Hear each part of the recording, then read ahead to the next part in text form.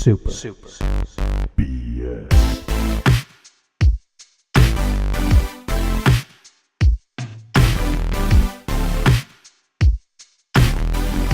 Hey guys, Josh here from the Super BS Gamescast and Pop Culture Cosmos.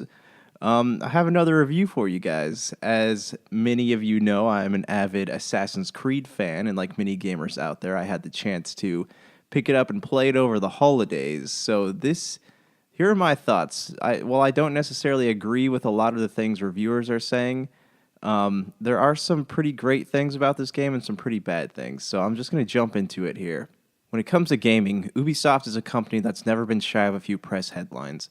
When journalists aren't writing about a potential takeover by Vivendi, they're usually busy talking about things that the acclaimed Assassin's Creed franchise is or isn't doing right. When the first one was released back in 2007, gamers were taken into a world full of history and intrigue. Granted, nobody was expecting the game to jump between modern times and the Third Crusades that we saw in the cinematic trailers, but both Desmond Miles and Altair were interesting enough to forgive any misdirection on Ubisoft's part.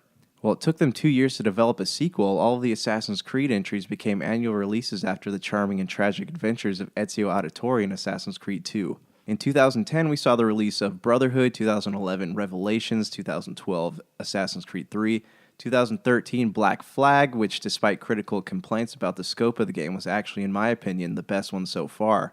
Then in 2014, Ubisoft tried to bridge the gap between current and next-gen consoles with a dual release of Assassin's Creed Rogue and Unity, followed by Syndicate in 2015. And while reviewers and gaming publications still scored most of them at 7 or over on a scale of 1 to 10, fans were becoming burnt out. Despite desperate attempts on Ubisoft's part to reinvent the franchise, the war between the Assassins and Templars was growing stale. Fast forward to E3 2016, where gamers waited expectantly for Ubisoft to inevitably announce the next entry in the franchise, and were surprised to find out that the Assassins were going to be taking a year off. A year later, Assassin's Creed Origins hits shelves, and the one question hesitant gamers are asking is, did the extra year pay off? Well, yes and no. Assassin's Creed Origins tells the story of a Magi named Bayek of Siwa. Along with his son Kimu, Bayek is abducted by a group of masked men called the Order of Ancients, who take them to an underground vault in the Temple of Amun. Somehow they think Bayek is the only one who can open the door and lead them inside. This is when we see that all-too-familiar Apple of Eden that causes people to go crazy and kill each other. They hand it to Bayek and demand that he open the vault. Naturally, he doesn't cooperate, and they have to resort to threatening his son to get him to do it. Kimu, the crafty little Egyptian boy, is able to steal a knife from one of their captors and gives it to his dad. When the struggle for their escape begins, Bayek attempts to kill one of the masked men and accidentally stabs his son in the chest, both killing him and plummeting Bayek into an obsessive quest for vengeance. Fast forward to a year later, we catch Bayek in a tomb scratching a name off his list, which happens to be tattooed to his arm after taking the life of Rujek the heron. For some reason, everybody in the Order has animal nicknames: the heron, the ibis, the vulture, the ram, the snake, the scarab, the hyena, the lizard, the crocodile, the hippo, the scorpion, the jackal, the lion, the platypus. Just kidding, that last one isn't real, but you get the picture. By the time you get done with the game, you pretty much slaughter an entire zoo. Along with the help of his faithful wife Aya, Bayek's quest for vengeance puts him in the path of Cleopatra, a queen without a throne. Aya reveals that she's been working with Cleopatra and a Sicilian named Apollodorus to uncover the identity of the snake. One favor leads to another, and soon Bayek and Aya are Cleopatra's Magi's in the war against the Order of Ancients, who Cleopatra believes are using her brother Ptolemy, the pharaoh, to take control of Egypt. Bayek reluctantly agrees to help her in her fight as long as it furthers him towards his own goal of killing all the members of the Order. Meanwhile, Aya puts her faith in Cleopatra instead of Bayek and leaves to convince Pompey the Great to help put Cleopatra on the throne. After finally reaching the end of his list of names, Bayek receives a letter from Aya saying that there are 2 more names, the Scorpion and the Jackal, who are both members of Ptolemy's royal guard and most likely directly responsible for Kimu's death. The Jackal kills Pompey, leaving Cleopatra no choice but to, along with the help of Bayek and Aya, sneak into the royal palace to meet with Julius Caesar, who is there to discuss an alliance with Egypt. Cleopatra offers Caesar her hand in marriage in exchange for an alliance with her instead of her brother, which he accepts, thus causing Ptolemy to assemble his soldiers and attack the capital. The Egyptian Civil War sees Bayek and Aya teaming up with Caesar in one of the funnest parts of the game, which pits you and Roman soldiers against several bloodthirsty Ptolemy soldiers. You fight an elephant and then the jackal, and this is where things get interesting. In typical Assassin's Creed fashion, Bayek and Aya are betrayed. Caesar spares the life of the jackal. After opening the tomb of Alexander the Great and fighting for Caesar, Cleopatra has Apollodorus tell Bayek and Aya that their services are no longer needed and they've been banned from the palace. Upset and rightfully so, Bayek gathers his allies, and in a short cutscene they form the Brotherhood of Assassins to finish what they started. However, this time they have a couple of extra names on the list, and if you know your history or have ever read Julius Caesar, you probably know how this story ends. There's a few more fights and several times where the game makes you think it's going to end but doesn't, but keep in mind that this is a very long game. In fact, it's several hours longer than a typical Assassin's Creed game, and I don't want to get into the play-by-play, but that's pretty much a condensed version of the game's story. Now to get to the good and bad of it all.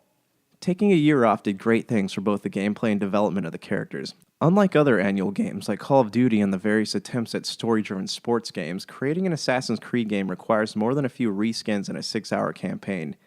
Each Assassin's Creed game is a brand new narrative-driven experience built from the ground up, which is by no means a bad thing as much as it is slightly overambitious. And this is where the problem occurs.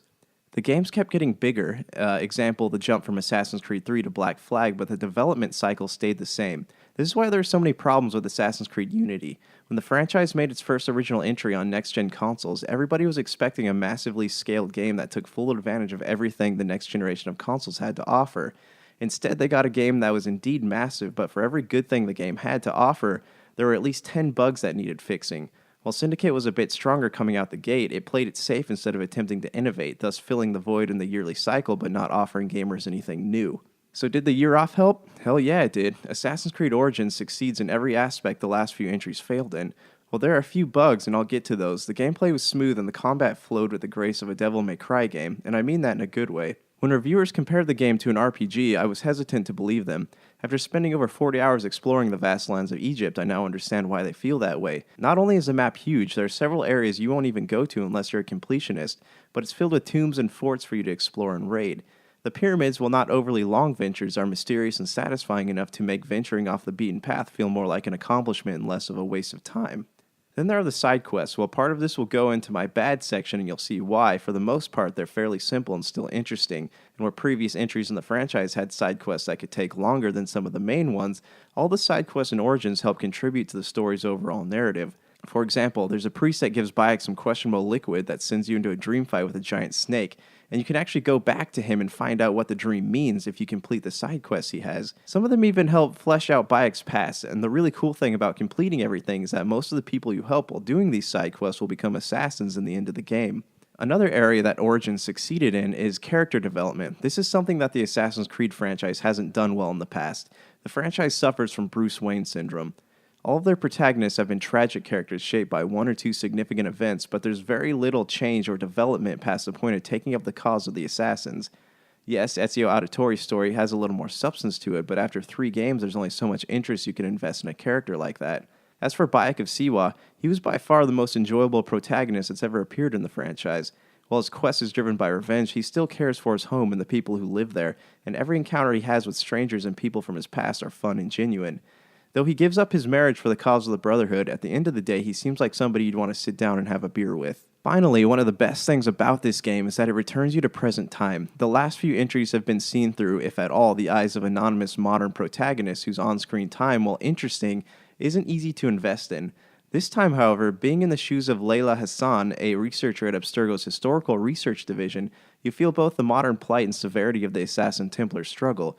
You even get to do a little assassinating yourself. It's funny how Abstergo employees never last long. Apparently they don't like being pursued by Templar death squads.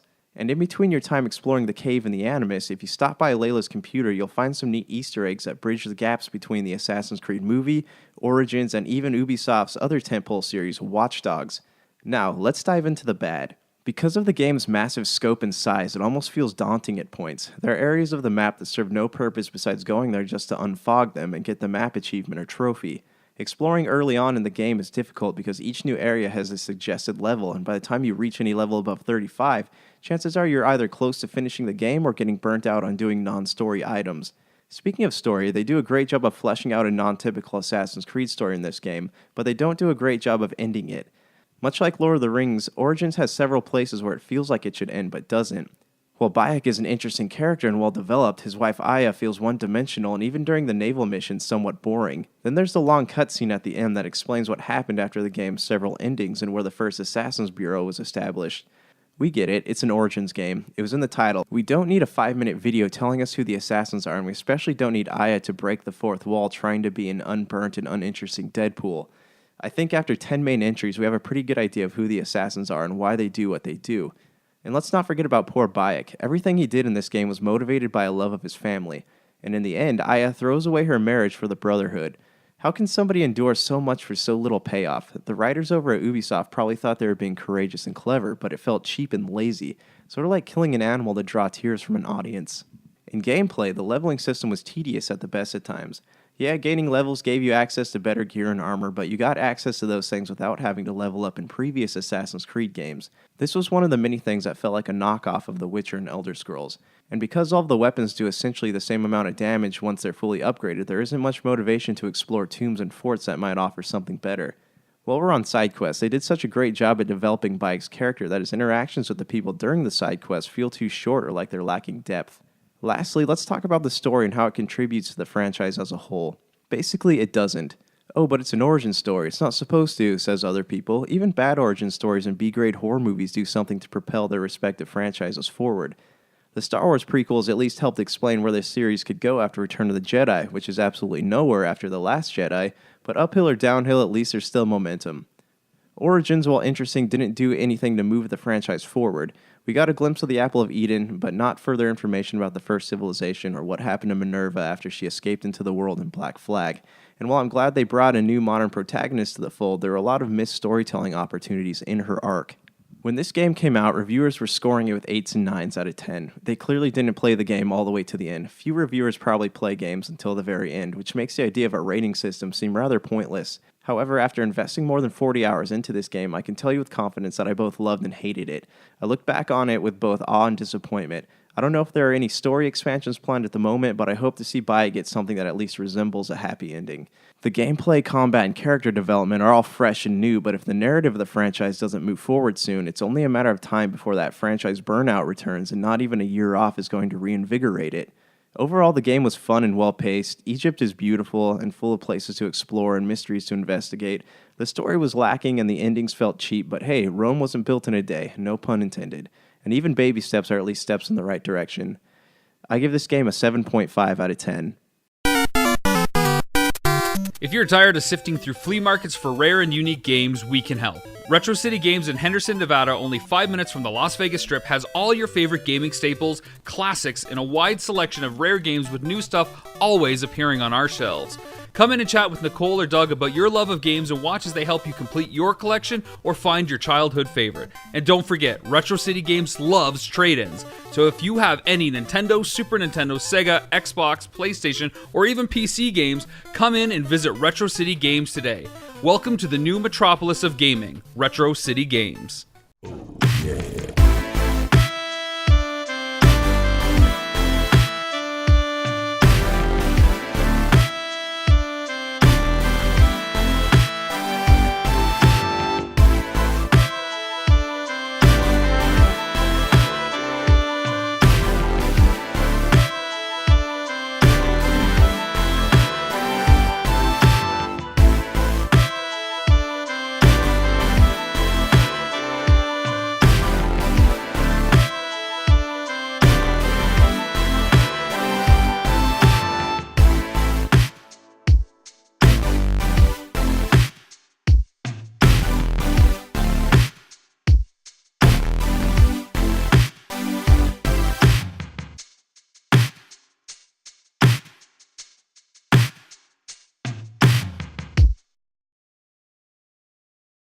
That's to us people that can feel things, it hurts.